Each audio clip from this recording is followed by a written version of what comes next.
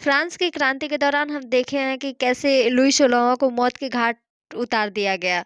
अब आगे जिसका भय था, जिससे उम्मीद थी, उससे कई गुना लोगों के बीच में फिर से भय हो गया।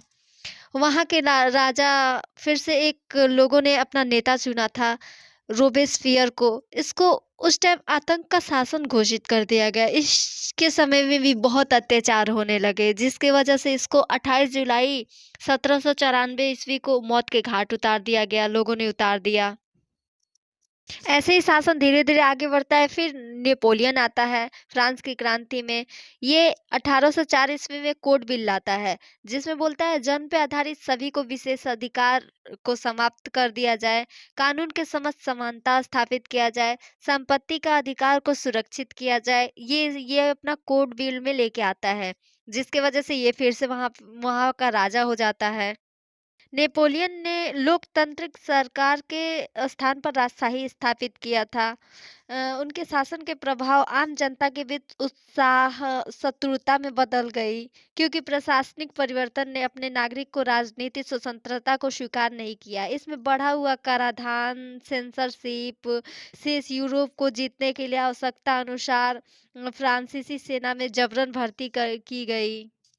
1815 में यूरोपीय शक्ति ब्रिटेन, रूस, प्रशिया और ऑस्ट्रेलिया के प्रतिनिधित्व में यूरोप की बस्ती बनाने के लिए वियना में एक मुलाकात करते हैं।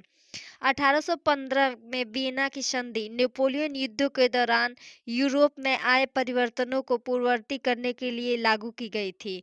बारबोन राजवंश फिर से स्थापित की गई यहाँ पे, इस संधि यहाँ पे वाटरलू युद्ध में नेपोलियन का अंत हो गया। 1815 ईस्वी में ये हुई थी, जिसकी वजह से नेपोलियन यहाँ पे हार जाता है और फिर से बारबोन राजवंश की सत्ता फिर से एक मीटिंग करके वियना में सम्मेलन होता है और बारबोन राजवंश का शासन लुई 16वां को उस गद्दी पर फिर से बैठा दिया जाता है फ्रांस में।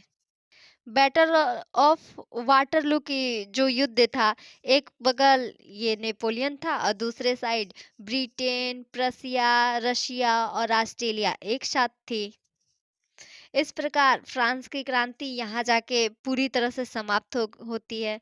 बस क्वेश्चन आंसर इन्हीं सब में से पूछता है, इसके आगे कुछ ज़्यादा नहीं पूछता है। Thank you.